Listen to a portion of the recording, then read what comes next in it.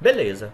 Então vamos ver agora como é que funciona o metabolismo das proteínas. Olha só, em repouso, o catabolismo proteico ele vai contribuir aí com 2 a 5% das necessidades energéticas totais do organismo. Então quer dizer que se você não estiver praticando exercício físico, você vai pegar entre 2 e 5% da proteína que você se alimenta e vai transformar essa proteína em energia. Os outros 95% vai servir para outras funções. Síntese proteica, para transformação em glicogênio, para transformação em triglicerídeos e assim por diante. Então, somente 5% vai ser usado como fonte de energia para manter o organismo. E aí a gente vai entender como é que esse metabolismo vai acontecer. Vamos imaginar aqui a proteína. Ó. No momento em que nós consumimos um ovo, que é a proteína mais importante que nós temos, um teor nutrico de 100%, o ovo ele tem diversos tipos de proteínas. Aí nós vamos transformar essa proteína, toda ela, em aminoácido. Então, nós temos aqui diferentes tipos de aminoácidos, beleza? Depois disso, esses aminoácidos eles vão ser levados para o nosso fígado. E do fígado, ele vai passar por um processo de desaminação. Esse processo de desaminação, ele vai remover a amina para que ele se transforme, e esta amina que sai desse aminoácido se transforma em ureia, ou esses aminoácidos que já estão desaminados, ou seja, eles perderam o grupo amina deles, vão servir para outras funcionalidades, por exemplo, para formar um outro tipo de aminoácido, tá bom? Que não é igual a esses, tá bom? Vamos ver aqui, ó. Olha lá, ó. Então, ou seja, no momento em que acontece o processo de desaminação, o grupo amônia que saiu se transforma em ureia. Esta ureia vai posteriormente se transformar em urina. Então nós podemos perceber na nossa urina se nós estamos comendo muito nitrogênio, muita proteína, pela coloração dela. Se a gente bebe água de forma adequada e a nossa urina está muito concentrada em proteína, em ureia, então nós podemos entender que nós estamos comendo proteína de forma excessiva. Tá legal? Já os aminoácidos que estão desaminados, ou seja, só estão lá com o grupo carboxila lá, ele pode ser transformado num carboidrato, pode se transformar em novos aminoácidos, ou pode se transformar em gordura. Foi aquilo que eu falei logo no início da nossa aula. É assim que acontece o processo. Tá bom? Então não adianta comer colágeno que eu vou ter colágeno. Não adianta comer queratina que eu vou ter queratina. Não. O nosso corpo vai decidir que tipo de aminoácido vai ser necessário para a gente, de acordo com a sua necessidade nutricional. Tá bom? Então, se ele se transformar em novos aminoácidos, provavelmente você começará a ganhar massa muscular. Carboidrato também contribui para o ganho de massa muscular. Agora, a gordura, você vai ganhar peso gordo, tá? Aí, a gente vai perceber como é que funciona isso. Então, nós temos todas essas circunstâncias que aconteceu o processo de digestão do nitrogênio, no caso da proteína, e nós temos um tal de equilíbrio nitrogenado. O equilíbrio nitrogenado ele é o que? O total de nitrogênios, ou seja, o total de proteínas que eu consumi durante o dia, subtraídos de alguns nitrogênios que eu vou perdendo. Eu posso perder nitrogênio na urina, eu posso perder o nitrogênio nas fezes e eu posso perder nitrogênio no suor. Então, o nitrogênio total menos o que eu perdi na urina, nas fezes e no suor vai dar zero. Dando zero quer dizer que eu tenho o quê? Um equilíbrio nitrogenado. Este equilíbrio nitrogenado, se ele for igual a zero, quer dizer o seguinte: eu não estou ganhando e não estou perdendo proteína no meu músculo. Simplesmente eu estou mantendo um equilíbrio de nitrogenado no meu músculo esquelético. Então, eu posso dizer então que existem dois tipos de equilíbrios nitrogenados. Eu tenho um equilíbrio positivo e um equilíbrio negativo, tá? Vamos observar aqui, ó. Então eu tenho um equilíbrio positivo, que é quando o meu total sobra. Então, se eu perdi na urina, nas fezes e no suor, mas ainda sobrou, aí eu vou ter um equilíbrio nitrogenado positivo. Agora, se eu tenho um total e ficou menor, estou perdendo muito. Olha só, perdendo na urina, nas fezes e no suor mais do que eu consumi, quer dizer que além do que eu comi, do que eu me alimentei, eu ainda estou perdendo a própria proteína que já estava no meu corpo. Olha só que interessante, que é o equilíbrio nitrogenado negativo. Vamos pensar num termo assim mais vulgar. O equilíbrio nitrogenado negativo é quando você está emagrecendo. O equilíbrio nitrogenado positivo é quando você está ganhando massa muscular e, consequentemente, está ganhando peso. E o equilíbrio nitrogenado igual a zero é quando você não está nem emagrecendo e nem engordando. Tá bom? Aí, olha só. Quando for positivo, está havendo o quê? Síntese de tecidos corporais. Ganho de massa muscular. Agora, quando é negativo, é porque você está usando o nitrogênio que você tem como fonte de energia e isso vai fazer com que você perca a proteína e você emagreça. O ideal é a gente não usar as nossas proteínas como fonte de energia. Senão, a tendência é a gente perder peso, emagrecer. Tá? Então, a maneira mais saudável de emagrecer não é perdendo proteína, e sim perdendo gordura. Então, a perda de gordura, ela demonstra um emagrecimento saudável. Agora, a perda de proteína, ela não representa um emagrecimento saudável, porque você está usando a massa magra, nossa massa muscular, para ter energia. Beleza, aqui nessa tabela, nós vamos ver aqui em que circunstâncias nós podemos perceber mais nitidamente os equilíbrios nitrogenados, positivo e negativo. Aqui, ó,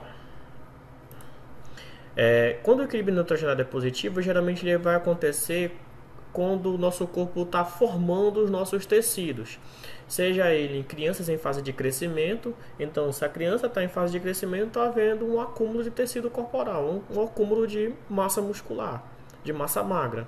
Então, é um equilíbrio nitrogenado positivo.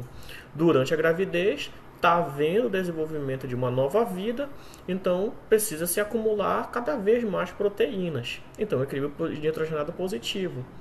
Quando a pessoa está se recuperando de uma doença, acontece o que? Então, esse processo de recuperação precisa haver também um processo de recuperação dos tecidos, que são proteínas.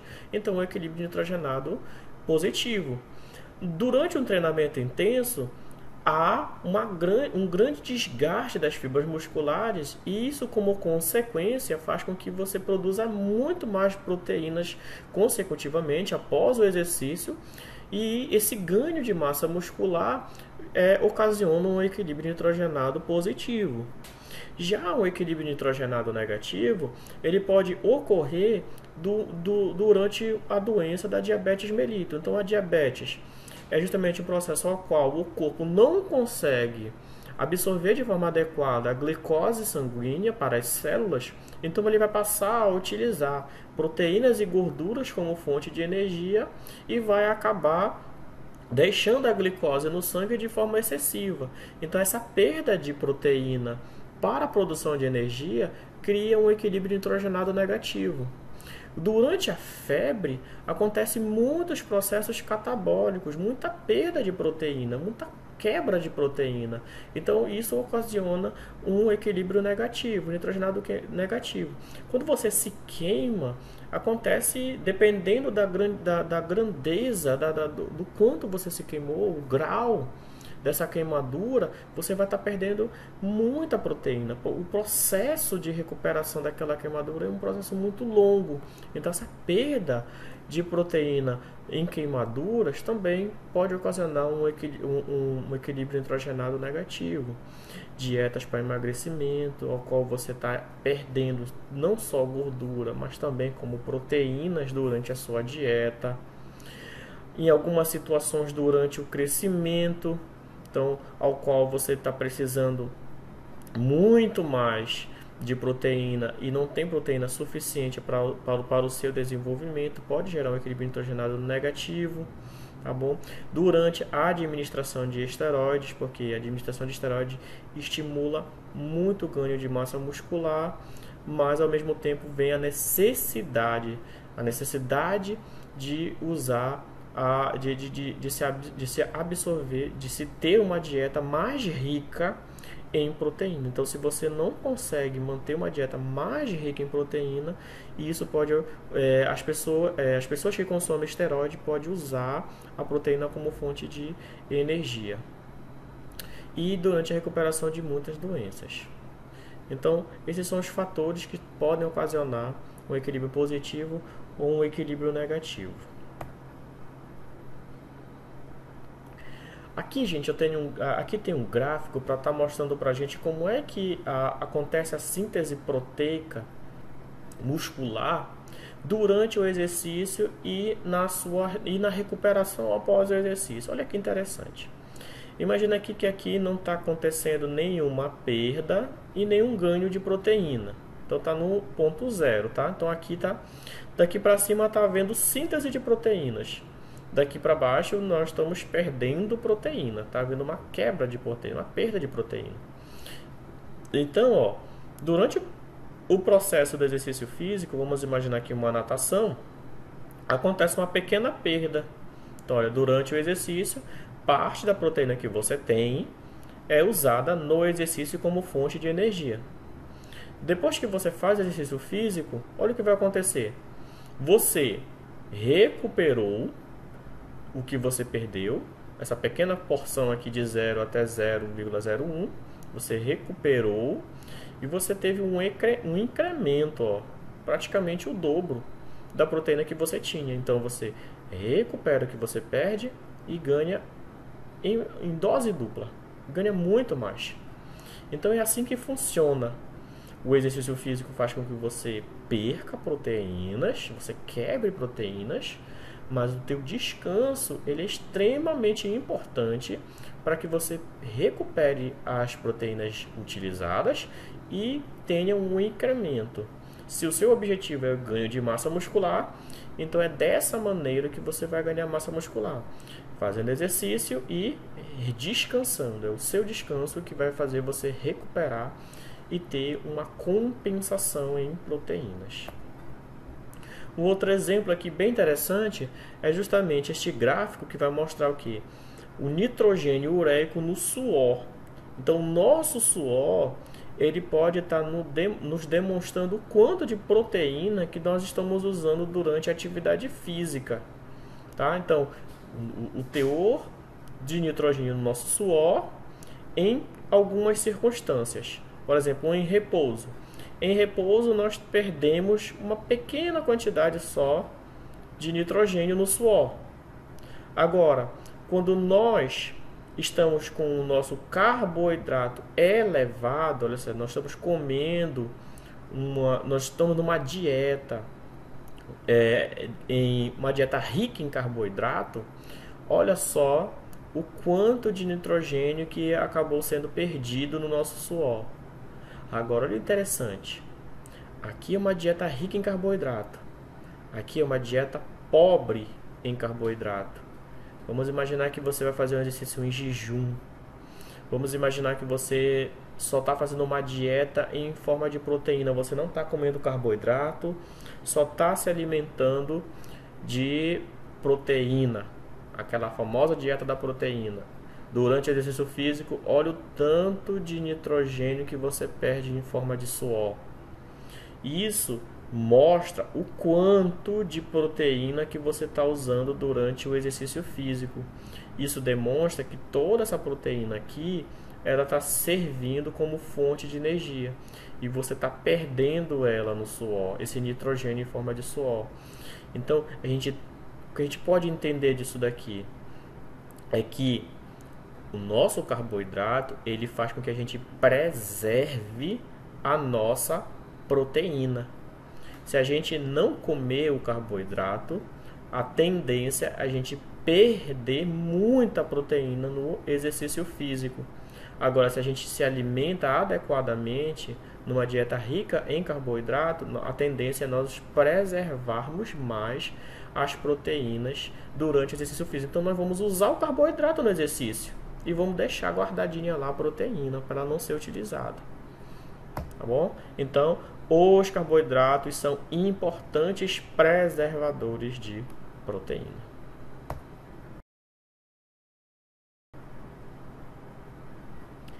Os atletas em treinamento devem consumir uma dieta rica em carboidratos com energia adequada para conservar a proteína muscular. Então, se você quer ganhar proteína, na verdade você tem que ter uma dieta rica em carboidrato. É assim que você vai ganhar massa muscular, tendo uma dieta rica em carboidrato e fazendo exercícios de alta intensidade. Isso vai fazer com que você ganhe massa muscular com muito mais rapidez. Então, aqui, só para vocês perceberem, eu tenho duas situações. Exercícios de resistência, que são aqueles exercícios mais leves para moderado, uma corrida, ou seja, aquele ao qual dura muito mais tempo, exercícios mais duradouros, então a gente chama de endurance ou de resistência. E nós temos aquele exercício intenso ou exercício resistido. Exercício resistido é quando você está resistindo a alguma carga, por exemplo, a musculação. Então, por ser um exercício mais intenso, nós não conseguimos realizar ele por muito tempo, porque nós chegamos à fadiga muito mais rapidamente nos exercícios intensos do que nos exercícios mais leves para moderados.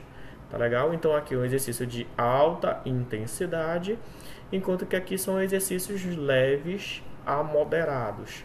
Então, o que determina esses dois tipos de exercícios é o que? O tempo e a intensidade. O que vai acontecer em cada circunstância? Observa só. Quando a atividade demora muito tempo em exercício de resistência, a tendência é a gente usar praticamente todas as nossas reservas de carboidrato. E depois que a gente usa nossas reservas de carboidrato, nós passamos a usar as nossas proteínas como fonte de energia para manter a atividade física. E como consequência, o que vai acabar acontecendo? A pessoa que pratica exercício físico de resistência de forma regular tende a emagrecer com muito mais facilidade. É perceptível no corpo dessas pessoas o emagrecimento tanto de gordura corporal quanto de proteína. Tá legal? Então é uma sequência. Vai ser usado o carboidrato como fonte de energia, chega um momento que se esgota esse carboidrato e aí para manter o exercício físico, a continuidade do exercício físico, nós começamos a utilizar a proteína mais frequentemente como fonte de energia. Aqui já é o exemplo de um maratonista, olha só o perfil corporal de um maratonista, como ele tem pouca massa muscular e pouca gordura corporal. Já o exercício intenso, ele tende a usar menos carboidratos, então ele não vai esgotar necessariamente todas as reservas de carboidratos, porque dura menos tempo para ocorrer. Isso tende a preservar as nossas proteínas para elas serem consumidas bem menos do que exercício de endurance, e isso faz com que a musculatura seja mais preservada e durante o processo de recuperação após o exercício nós possamos ganhar um incremento, uma compensação de proteínas, aumentando a massa muscular. E aí eu teria como exemplo aqui, por exemplo, um nadador que tem um porte físico bem mais avantajado do que um maratonista. Então, basicamente, é assim que funciona o metabolismo da proteína no exercício físico. Então, dependendo da intensidade ou da duração, nós podemos preservar essas proteínas ou nós podemos utilizar ela mais frequentemente para a produção de energia. O ideal é que a gente possamos ter uma dieta rica em carboidrato para evitar utilizar essa proteína durante o exercício físico. Se você ainda não curtiu e ainda não se inscreveu, aí aproveita aí a oportunidade. Se você gostou da aula e para que eu possa melhorar cada vez mais na produção dessas aulas e para que isso seja útil para todo mundo, eu peço demais que você possa me ajudar também a se inscrever no canal aí, que isso dá uma força muito grande. Eu estou começando ainda, tenho poucos inscritos e quero que esse canal possa crescer e se mantenha firme aqui no YouTube. Então, para isso, eu agradeço muito a visita de vocês no meu canal. Obrigado.